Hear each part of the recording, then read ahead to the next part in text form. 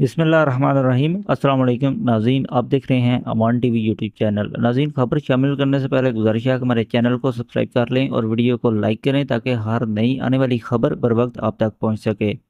नाज़रीन, आपको अपडेट करने जा रहे हैं गुजरात के इलाका जलालपुर जट्टा से, जहां पर एक शख्स को सोशल मीडिया पर चलने वाली खबर के मुताबिक दिन दहाड़े गोलियां मार दी गईं और यूनिवर्सिटी रोड पर ये वाक़या पेश आया है, जिसमें एक शख्स को जो है वो फायरिंग करके ज़ख्मी जो है वो कर दिया गया। कि मज़ीद आपको बताते चलें तो ज़ख्मी शख्स को तशवीशनाक हालत में अजीज़ भट्टी शहीद अस्पताल गुजरात मुंतकिल कर दिया गया, जबकि वाक़या की इतला मिलते ही पुलिस भी मौका पर पहुंच गई। जबकि ज़ख्मी होने वाले शख्स का नाम सोशल मीडिया पर चलने वाली खबर के मुताबिक हसन वड़ाइच बताया जा रहा है। इस वाक़या के मतलब जैसे ही हमें कोई मज़ीद तफसीलात मिलती हैं वो जल्द अज़ जल्द आपके साथ शेयर करेंगे। अगली वीडियो तक के लिए दीजिए इजाज़त। अल्लाह हाफ़िज़।